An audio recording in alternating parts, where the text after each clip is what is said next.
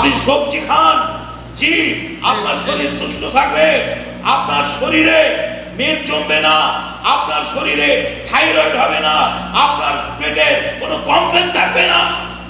জি এই সরকার যদি গরুর মাংস টোটালি বন্ধ করে দেয় তাহলে শুধু মুসলমানরা ভালো থাকবে না, সবাই ভালো থাকবে, সবাই ভালো থাকবো। এদেশে যদি মদ বন্ধ হয়ে যায় তাহলে মাতাল খুঁজে পাওয়া যাবে না। এদেশে গুটকা খৈনি তিরঙ্গা বন্ধ হয়ে যায় তাহলে আজকে স্টেশন বাস স্ট্যান্ড গুলো ভালো থাকবে, ছায়া চকচকে হবে, সুন্দর বাংলা গড়ে উঠবে, সুন্দর বাংলা গড়ে উঠবে। বন্ধুরা আবার আগামী দিনে এই সরকারের উপরে আঙুল তুলে কথা বলার লোক থাকবে না, আঙুল তুলে কথা বলার লোক থাকবে না। সরকারকে অশেষ ধন্যবাদ। আমরা চাইছি এরকম সরকার বাংলার মাটি থাকুক, এইরকম সরকার বাংলার মাটিতে থাকুক। আর শুভবুদ্ধি চেতনা সম্পন্ন করে মানুষ আজকে যেভাবে এক এক করে সাজেশন শুরু করে দিয়েছেন, ধর্মীয় কোনো এতে ইমাম ভাতা, মুয়াজ্জিন ভাতা, পুরোহিত ভাতা এগুলো বন্ধ থাকবে। আরে হ্যাঁ, আমি আলেম বলে বলছি না, এখানে এক শ্রেণীর মানুষের উপরে অন্যায় করা হয়েছে, অবিচার করা হয়েছে। বলবেন কেন সনাতনী হিন্দু ভাইদের পুরোহিত ভাতা পেয়েছেন, মুসলমানরা জি আপনার আলেম মুয়াজ্জিন ভাতা পেয়েছেন, তাহলে আদিবাসী হিন্দু ভাইরা কি করেছেন? আদিবাসী হিন্দু ভাইরা তো কিছু পায়নি, হিন্দু ভাইরা আদিবাসী ভাইরা তো কিছু পায়নি, তাদের তো কোনো ভাতা ছিল না। এখানে তো খ্রিস্টানদের ভাতা ছিল না, গির্জারি ভাতা ছিল না, এখানে তো বৌদ্ধ ধর্মের তাদের ভাতা ছিল না, এখানে তো আরো অন্য ধর্মাবলম্বী মানুষ হয়েছে তাদের ভাতা ছিল না, শুধু দুটো সম্প্রদায়ের ভাতা ছিল। ভাতা থাকলে সব ধর্মের ভাতা থাকবে, সাঁওতালদের ভাতা থাকবে, বৌদ্ধদের ভাতা থাকবে, খ্রিস্টানদের ভাতা থাকবে। জি এখানে সবাই সমন্বয় ভারতবর্ষ।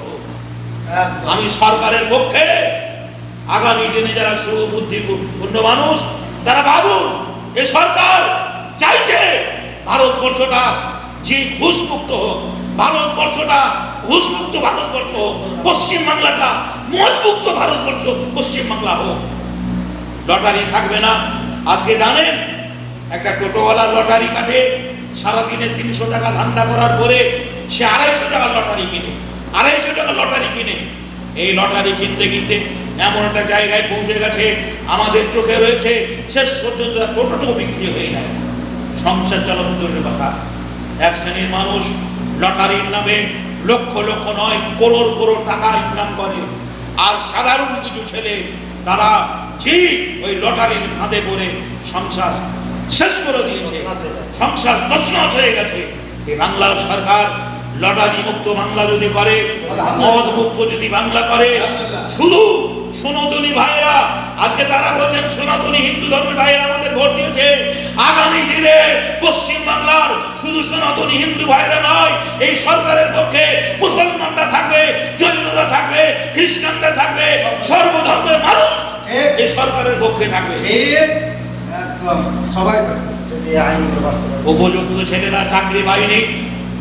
একটা ছেলে বিএসসি যে আপনার ফার্স্ট হওয়ার পরে আজকে বাধ্য হয়ে সেটা সেকেন্ড হ্যান্ড টোটো চালাচ্ছে। আমি সেদিন জিজ্ঞাসা করলাম, ভাই তোমার এত ডিগ্রি থাকার পরে? বলছে দুঃখ আমার বাপের পয়সা নেই বলে, আমার বাপের অর্থ নেই বলে 1,20,000 টাকা দিয়ে একটা টোটো কিনতে পারিনি। বাড়িতে ছাগল বকরি যা ছিল বিক্রি করে এই 35,000 টাকা দিয়ে একটা ভাঙা টোটো কিনেছি। এই ভাঙা টোটো দেখে প্যাসেঞ্জারও ঠিকভাবে ওঠে না, ছেলেটার দিকে কেউ তাকায় না, তার সার্টিফিকেটও গলায় ঝুলিয়ে নিয়ে মারা যায় না। ভাই এত শিক্ষিত যোগ্য ছেলে বাংলার মাটিতে ভাঙা টোটো চালায়। যদি আজকে যে ঘুষ নিয়ে চাকরি না হতো তাহলে এই ছেলেটার আগে যে চাকরি হতো। সরকার এটাই চাইছে যে আগামী দিনে ঘুষ মুক্ত বাংলা হবে, যারা যোগ্য ছেলে তারাই সরকারি চাকরি করবে। আমি সরকারের দীর্ঘায়ু কামনা করি, এই সরকারকে দীর্ঘায়ু। 34 বছর যেমনি বাম সরকার ছিল বাংলার মাটিতে, 15 বছর যেমনি টিএমসি সরকার ছিল বাংলার মাটিতে, এই সরকার 50 বছর থাকবে যদি হিন্দু মুসলমানের মধ্যে মিলন তৈরি হয়, মিলন মন্দির তৈরি হয়। হিন্দু মুসলমানের মধ্যে যেন ফাটল না ধরে। হিন্দুরা আমার ভাই, মুসলমান আমার ভাই, খ্রিস্টান আমার ভাই, বৌদ্ধরা আমার ভাই। এই বাংলাটা আমরা এইভাবে করে তুলেছি। এখানে স্কুল কলেজে আজকে ভালো কথা সরকার বলেছে স্কুল কলেজে রাজনীতি চলবে না। স্কুল কলেজে রাজনীতি চলবে না, সেটা শিক্ষার জায়গা, সেটা পড়াশোনার জায়গা, সেখানে পড়াশোনা হবে। স্কুল কলেজে রাজনীতি বন্ধ হবে। যদি স্কুল কলেজে রাজনীতি বন্ধ হয় তাহলে যে অশান্তি হবে না। স্কুল কলেজে রাজনীতি বন্ধ হলে ঝামেলা হবে না। তাই আমার যে আল্লাহ রাব্বুল আলামিন যেন সকলকে একটু বুঝার তৌফিক দান করেন। আমি ছোটখানের মানুষ, অত ভাষা আমার নেই, তবে বলবো গুজবে কান দেবেন না, গুজব ছড়াবেন না, গুজব রটাবেন না। সেগুলো বাহ্যিক দৃষ্টিতে দেখছেন সেগুলো উপলব্ধি করুন। প্রয়োজন হলে আপনার ধর্মীয় কোনো অসুবিধা হলে, ধর্মীয় জায়গায় কোনো আঘাত হলে তার জন্য পুলিশ প্রশাসন আছে, আপনি সেখানে গিয়ে আবেদন করুন, সেখানে বিচার চান। যদি সেখানে বিচার না পান তাহলে তার জন্য যে কোর্ট আছে, যে হাইকোর্ট আছে, সুপ্রিম কোর্ট রয়েছে, তার জন্য আদালত রয়েছে। অযথা গুজবে কান দেবেন না। বাংলার মাটিতে কোনো জায়গায় মাইক বন্ধ হয়নি, কোনো মসজিদের মাইক নামানো হয়নি, নামানো হবেও না। সাউন্ডটা কমানোর কথা বলা হয়েছে, সেই দিকে 65 ডেসিবেলের উপরে সাউন্ড রাখতে হবে, সেটা মাথায় রাখতে হবে। অন্য বিধর্মী ভাইদের যেন কোনো অসুবিধা না হয় সেই দিকে লক্ষ্য রেখে আমার সনাতনী হিন্দু ভাইদের বলবো, অনেক জায়গায় মুসলিম সংখ্যা অল্প রয়েছে, যেখানে হয়তো 2-10 ঘর মুসলিম, 10 কিলোমিটার দূরে হয়তো শুধু সনাতনী হিন্দু ভাইরা কাজ করে। তারা যদি তাদের প্রতি অত্যাচার করেন, তাদের প্রতি জয় শ্রীরাম জোর করে বলা করেন, তাহলে ভাই সোশ্যাল মিডিয়া হাইলাইট হবে, এটা আদার্স অন্য এলাকার মুসলমানরা কষ্ট পাবে। আমি যে গ্রামে বাস করি এই গ্রামটা 15টা মসজিদ রয়েছে, 10,000-এর মধ্যে মুসলমান এখানে বসবাস করে। না হলে আপনি দেখে যাবেন মাত্র 4 ঘর দাস হিন্দু বাস করে, 4 ঘর দাস হিন্দু বাস করে।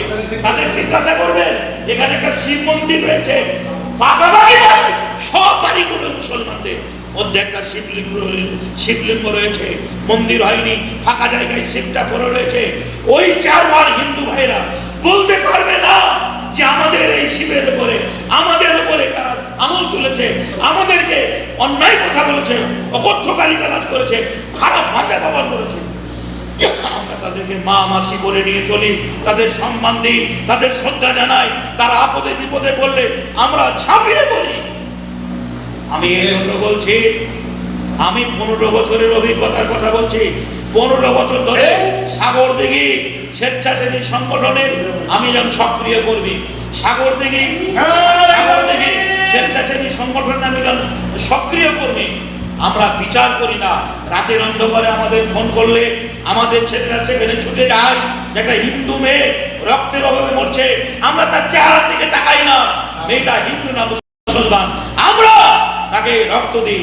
মুসলমান ছেলেরা রক্ত দেয়, হাজারো প্রমাণ আপনারা সোশ্যাল মিডিয়ায় পাবেন। মুসলমান আমরা তাকে রক্ত দিই, মুসলমান ছেলেরা রক্ত দেয়, হাজারো প্রমাণ আপনারা সোশ্যাল